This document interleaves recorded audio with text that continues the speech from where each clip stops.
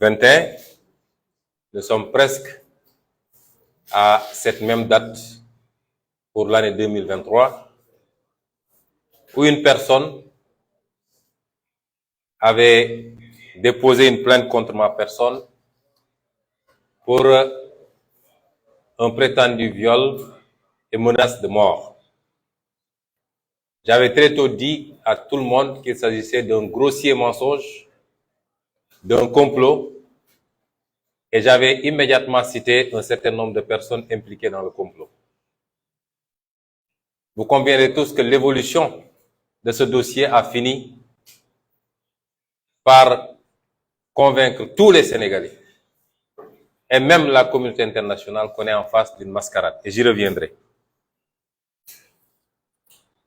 Mais le président Macky Sall et son gouvernement n'en ont pas démordu. Parce que ce qu'il faudrait comprendre, c'est que plus que tout autre, c'est avec ce dossier-là que le président Macky Sall est en train de jouer son avenir politique. Je veux bien que les gens le comprennent, au niveau national comme au niveau international.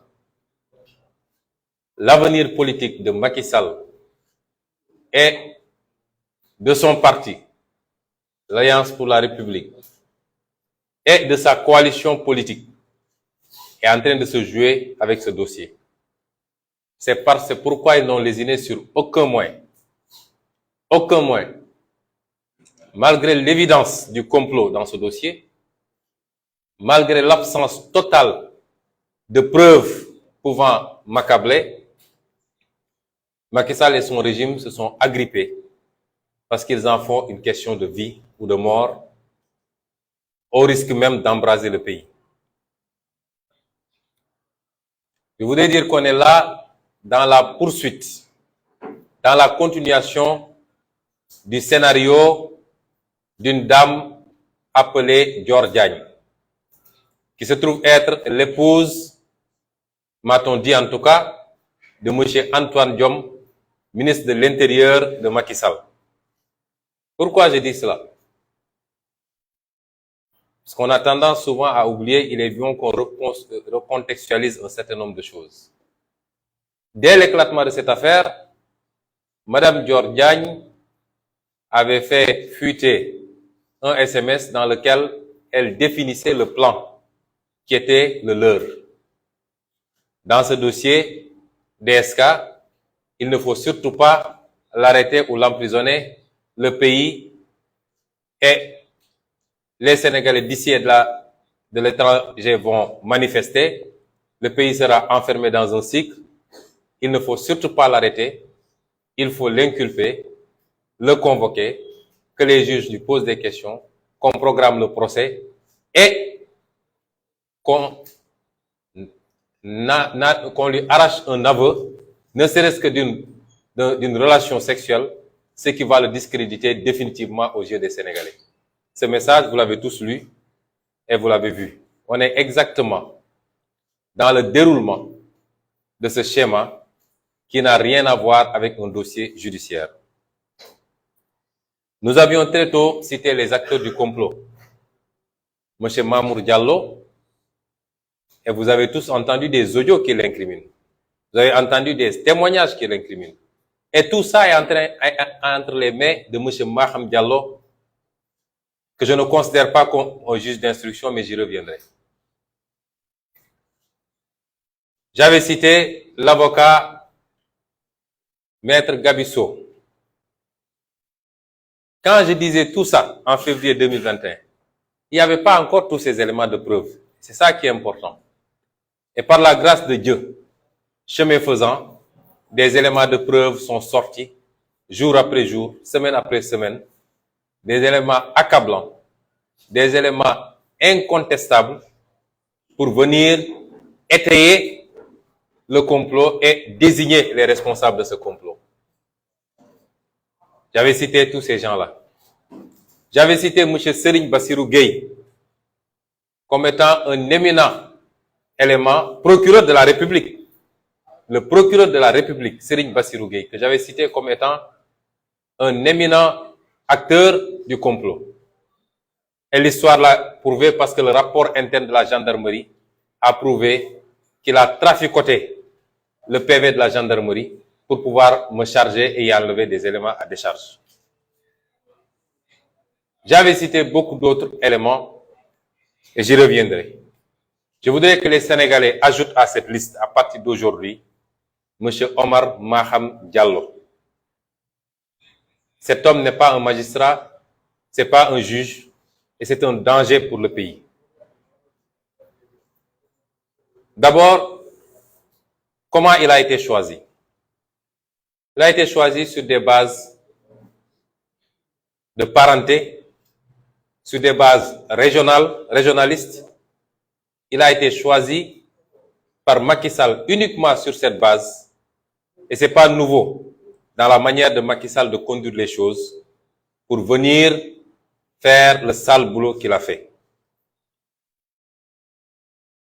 Ensuite, pourquoi il a été choisi? Il a été choisi parce que dès l'éclatement de ce dossier, rien ne disait que M. Omar Maham Diallo hériterait de ce dossier. Il était un juge à Ziguinchor. Il était un juge à Ziguinchor. Vous savez, quand Dieu veut faire les choses, il les fait bien. Parce que rien ne pouvait faire penser que M. Samba Sall, qui était relativement jeune, allait décéder dans le temps qu'on connaît, et que peut-être Macky Sall, après avoir cherché pendant 8 mois l'homme qu'il lui fallait pour exécuter la sale besogne, allait chercher Omar Maham Diallo à Ziguinchor. Et c'est parce qu'il ne s'y attendait pas qu'il avait publié sur sa page Facebook un texte à charge contre ma personne. Un texte qui a été écrit par un militant de la paire qui vit, je crois, en France, qui passe tout son temps à dire du mal de moi et qui se trouverait être son beau-frère. Et un juge astreint à un certain nombre d'obligations, particulièrement dans un dossier en cours en justice, ce juge-là s'est permis de publier sur sa page Facebook un texte à charge qui me condamnait et qui m'envoyait même directement en prison.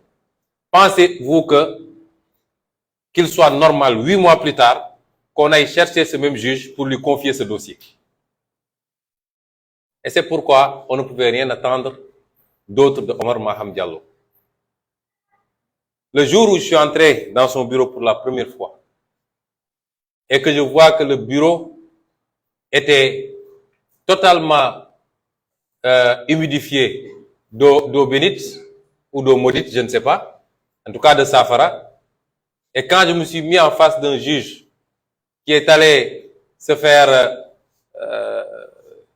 mettre des sparadraps et je ne sais quoi à la main, parce qu'on lui avait dit qu'il ne faut pas serrer la main à son cou, et je n'étais pas venu pour lui serrer la main d'ailleurs, j'ai compris que ce monsieur était venu en mission commandée, qu'il ferait semblant d'instruire un dossier, mais que son ordonnance était déjà prise depuis très longtemps, et peut-être même écrite ailleurs. Je l'ai compris, et je l'ai dit immédiatement à mes avocats en disant que c'est une mascarade, mais ce monsieur a déjà pris son ordonnance. Il a pris son ordonnance pour continuer un projet que Macky Sall, son ministère de la Justice et son ministère de l'Intérieur sont en train d'appliquer depuis février 2021. Bien avant ça, vous avez tous vu qu'ils ont commencé sous prétexte de faire des travaux au tribunal à mettre des barrières électriques autour de tout le tribunal pour préparer un procès alors que le juge d'instruction était en train d'instruire. Vous ne mettez pas des barrières électrifiées à Rebeuss ou je ne sais où, vous en mettez au tribunal parce que vous pensez qu'il vous faut forcer un procès et que ce serait un procès à risque.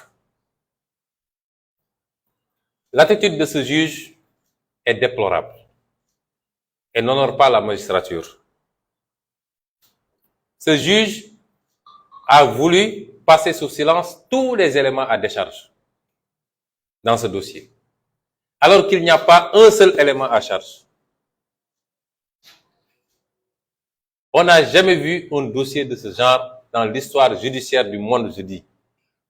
Un dossier qui se présente comme ça et qu'un juge d'instruction ose renvoyer. Il n'a même pas osé suivre la procédure. C'est par mail qu'il a envoyé aux avocats pour leur dire que je renvoie. C'est extrêmement grave. Comment est-ce qu'un juge peut mettre à l'écart le rapport interne de la gendarmerie? La gendarmerie, c'est un corps d'élite. Et c'est la gendarmerie qui a fait l'enquête préalable, l'enquête préliminaire. Quand le problème s'est posé et qu'il y a eu le cas Capitaine Touré, le général Tine, en bon soldat, a dit la gendarmerie par essence, ce qui le caractérise, c'est l'honneur. Et cette affaire risque d'éclabousser l'honneur de la gendarmerie. Nous allons mettre en place une commission d'enquête qui va édifier sur la responsabilité des uns et des autres, et particulièrement le capitaine Touré qui avait conduit l'enquête. Ce rapport sera public très bientôt, rassurez-vous. Il nous a été demandé partout. Depuis quelque temps, beaucoup d'organismes internationaux nous ont demandé les éléments du dossier, et les avocats sont en train de leur retransmettre tous les éléments. Mais le peuple sénégalais aura tous ces éléments parce que nous avons l'intégralité du dossier. Et ce rapport, je l'ai moi-même, main à main, remis à M. Omar Maham Diallo. Un rapport qui dit que M. Bassirou Gueye a délibérément compromis le rapport initial dressé par le capitaine Touré pour y mettre des éléments à charge. Il est allé jusqu'à y mettre des photos obscènes qui n'avaient rien à voir avec le rapport initial, mais il ajoutait également des passages, il retranchait des passages qui me déchargeaient. Comment est-ce qu'un juge d'instruction sérieux peut passer sous silence un rapport comme ça pour dire qu'il renvoie un dossier? Monsieur Omar Maham Diallo a passé sous silence le témoignage du docteur Alfousseni Gaye,